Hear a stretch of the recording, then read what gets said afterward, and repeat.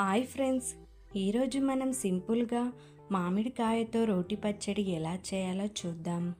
అందుకోసం ఇక్కడ మామిడికాయలకు పొట్టు తీసుకొని బాగా వాష్ చేసుకొని ముక్కల్లాగా కట్ చేసుకుందాం. ఇలా బౌల్లోకి తీసుకున్న తర్వాత 3 మామిడికాయలకు 2 టేబుల్ స్పూన్ల కారం, రుచికి సరిపడా ఉప్పు తీసుకొని మిక్సీ జార్లోకి వేసుకొని బరకగా గ్రైండ్ చేసుకుందాం. బరకగా గ్రైండ్ చేసుకున్న తర్వాత బౌల్లోకి తీసుకొని పక్కన పెట్టుకుందాం.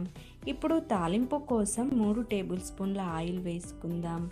ఆయిల్ వేడైన తర్వాత 1/2 టీ స్పూన్ మెంతులు, 1/2 టీ స్పూన్ ఆవాలు, 1/2 టీ స్పూన్ జీలకర్ర, 1/2 టీ స్పూన్ ధనియాలు, 2 రెమ్మల కరివేపాకు, 1 ఎండుమిర్చి, 4-5 వెల్లుల్లి రెబ్బలు, 1 టీ స్పూన్ పసుపు వేసుకొని పక్కన పెట్టుకున్న ఈ తురుము పచ్చడిని ఇందులో వేసుకుందాం. అంతే, ఎంతో టేస్టీ అండ్ ఈజీ మామిడికాయ తురుము పచ్చడి రెడీ. ఇది వేడి వేడి అన్నంలోకైనా చపాతీలోకైనా చాలా టేస్టీగా ఉంటుంది.